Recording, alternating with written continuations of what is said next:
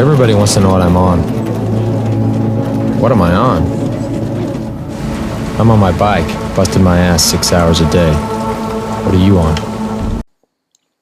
So here we have a press conference with Michael Rasmussen. Now this guy admitted to 10 years of steroid abuse. I think he's on steroids. He's on steroids for 10 years.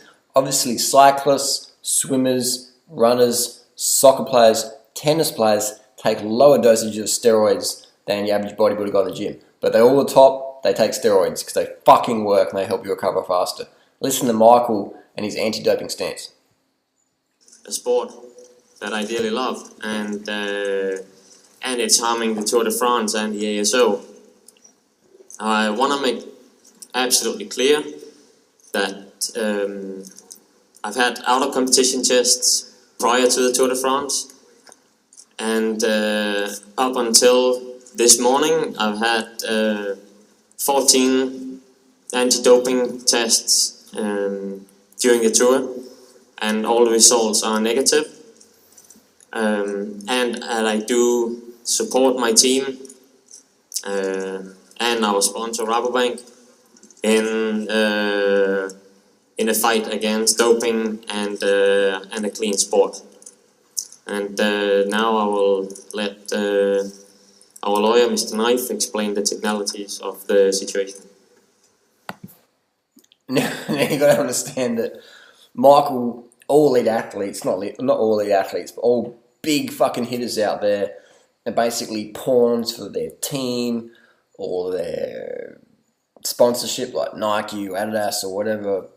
They're paid to fucking win. And if you won't do what it takes to win at a big level, fucking world stage, big level, important races, Olympic gold medals, etc., World Cup soccer. If you won't do the drugs it takes to perform at the top, then they'll fucking find someone else who can. Because the sponsors want fucking championships. They want fucking champs. All right? They want winners, man. They want nice people. They want fucking winners at all costs. And if you get caught, they'll fuck you off. Like, eventually Michael Rasmussen, he didn't get caught. He just owned up. And said, yep, I've been on the gear for a long time. And so let's cut to Marion Jones. Good morning. First of all, I'd like to thank everybody for coming out today on such short notice. To begin, I wanted the world to have an opportunity to hear from me, not from my lawyers, not from unnamed sources, and not from unsubstantiated leaks, but from me, so that you can get a good idea of how I'm feeling, ask me questions, and hear what I truly believe at this moment in time about USADA and its ongoing examination of me. I have been patient, I have been cooperative, and I have done all I can do to provide USADA with information that I have knowledge of, because I believe in a drug-free sport and having a drug-free Olympic team. Throughout all of this, I have maintained my sincere belief that if the process is fair, that in the end the truth would prevail and my name would be cleared. However, the events of the last several weeks have led me more in sadness than in anger to the conclusion that USADA is not engaged in a fair process. Let's all review the facts.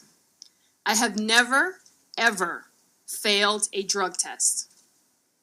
I have taken over 160 drug tests.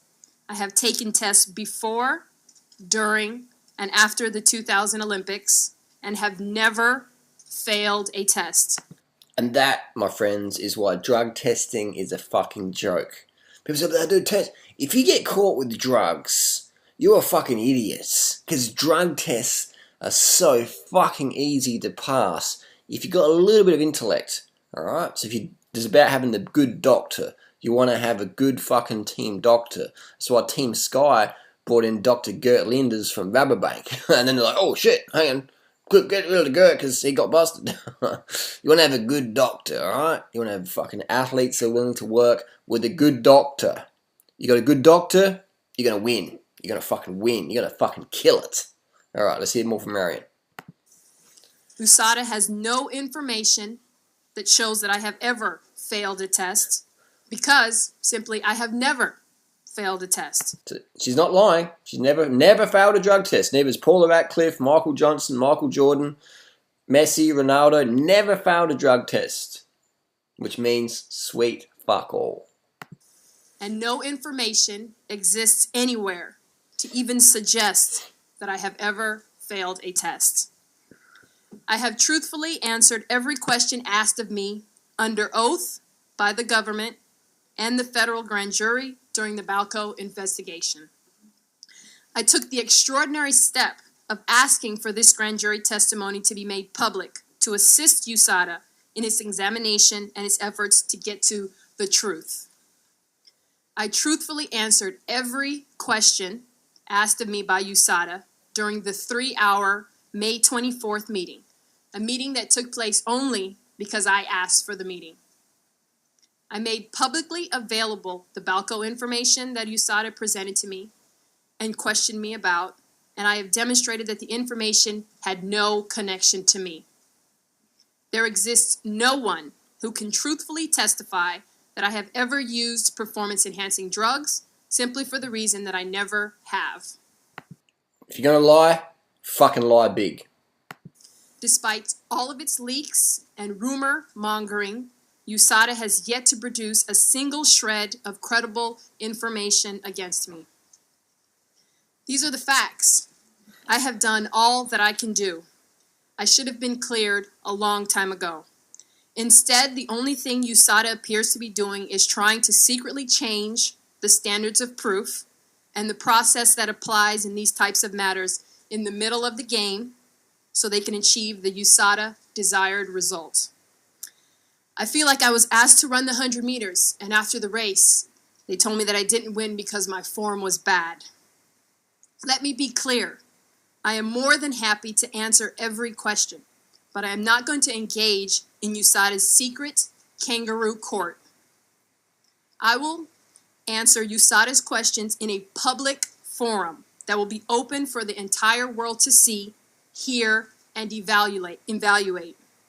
For the third time, I will answer all the questions USADA is asking of me. However, this time I will not answer them in secret and behind closed doors.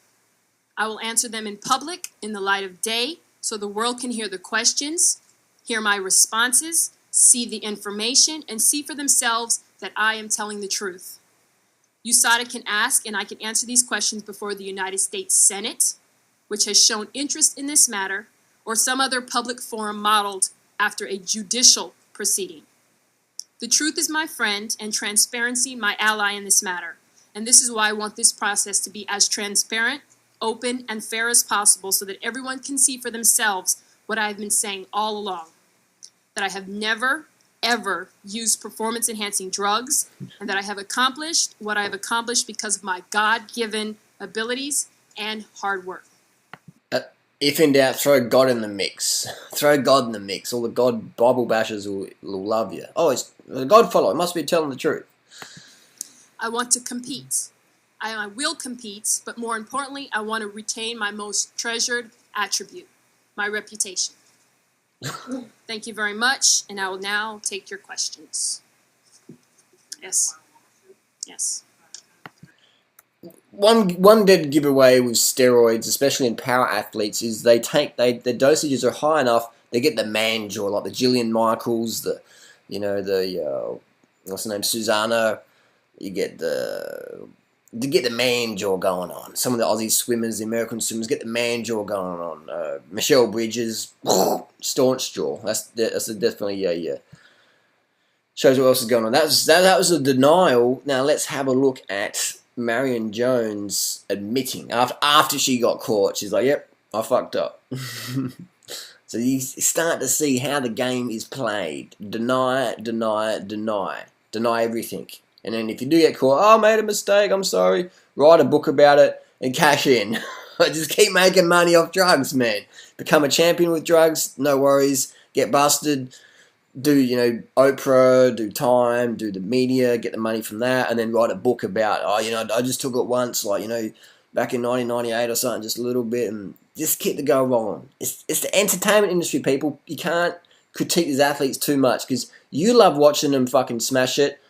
I love watching them smash it, and they do what it takes to smash it. So you can't be too harsh on them, all right? You want fucking champions. And so it Don't is be too with harsh. a great amount of shame. And so it is with a great amount of shame that I stand before you and tell you that I have betrayed your trust. I want all of you to know that today I pled guilty to 2 counts of making false statements to federal agents. Making these false statements to federal agents was an incredibly stupid thing for me to do. And I am responsible fully for my actions. I have no one to blame but myself for what I have done. To you, my fans, including my young supporters, I want you to know that I have been dishonest. And you have the right to be angry with me. I have let them down, I have let my country down, and I have let myself down. I recognize that by saying that I'm deeply sorry, it might not be enough and sufficient to address the pain and the hurt that I've caused you. Therefore, I want to ask for your forgiveness for my actions, and I hope you can find it in your heart to forgive me. So there you go, there you have it. Remember Roger Bannister, the guy who wrote the 4-Minute Mile? He was a med student, and his coach, one of his main coach advisors, was Franz Stampfel, who was considered probably the grandfather of sports doping. So the guy who wrote the 4-Minute Mile, his coach advisor was like the grandfather of sports doping, considered like a genius of sports doping.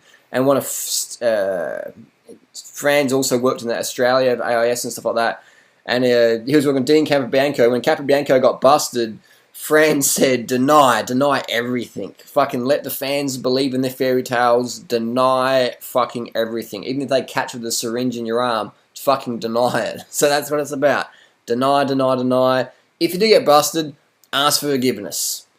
That's just the world, man, we live in. So Paula Radcliffe beating the EPO runners, claiming she's natural, she's a staunch anti-doping promoter, whatever. It means sweet fuck all, in my opinion. And again, it's Hollywood on the athletics track, in the soccer field, in the UFC. People want to see fucking champions. They want to see they buy tickets at the fucking Olympics because they want to fucking see a World Cup winner. They want to see a world record smashed. They want to see the gold medals. You buy tickets to see dopers. That's fucking period. That's it. So athletes, yeah, they're responsible for it at the top, but also the fans, we expect it of them. So there's a lot of pressure. There's just a lot of bullshit in this world we live in, man. Fucking 100 kids died from starvation from the length of this video. Every 2 or 3, 10 seconds, a kid dies from starvation. It's a fucking cutthroat world. Don't be surprised when you find out your champions, your name of names, the greats, were just hardcore drug addicts. Because 100%, they fucking are. Anyone saying otherwise, you know what I'm thinking. And he's successful, and he leads the Tour de France, and he possibly wins the Tour de France. Do you know what they say? They say, it's impossible. So he must be doing something. We only have one thing to hide, and that's our hard work. To think that I'm going to come back into sport and risk my life with performance-enhancing drugs is crazy. Why would I take that risk? I have everything I need. I have money, I have contracts, I have a family, I have my family's name. Do you think I want my son to go to high school in 2012 and somebody to say, oh, Luke Armstrong, your dad got busted? Right now, on the record, for all of America, the world to hear, have you ever used performance-enhancing drugs? Of course not. Never. Not once. Cycling has been criminalized and singled out. Lance Armstrong fights back aggressively against doping accusations. But behind his public denials, teammates say Armstrong and others are engaged in an elaborate and risky system to avoid drug testers. One rider says he helps Armstrong narrowly escape a positive drug test at a 2000 race in Spain. George Hincapie, Lance Armstrong's right-hand man, actually texted to warn Lance that there were drug testers at the hotel. According to Hincapie, Armstrong has testosterone in his system and drops out of the race to avoid being tested. The team ran the program to ensure that they never tested positive by getting advance notice of the test, dropping out of races when they knew that they were hot and would test positive. Tyler tells a story about a tester comes to the door and he knows that if he gives a sample he's going to get to test positive. So he and his wife both literally hit the deck and hide and pretend no one's home, and the tester leaves. But that's how simple it is to evade a test. Just pretend you're not home.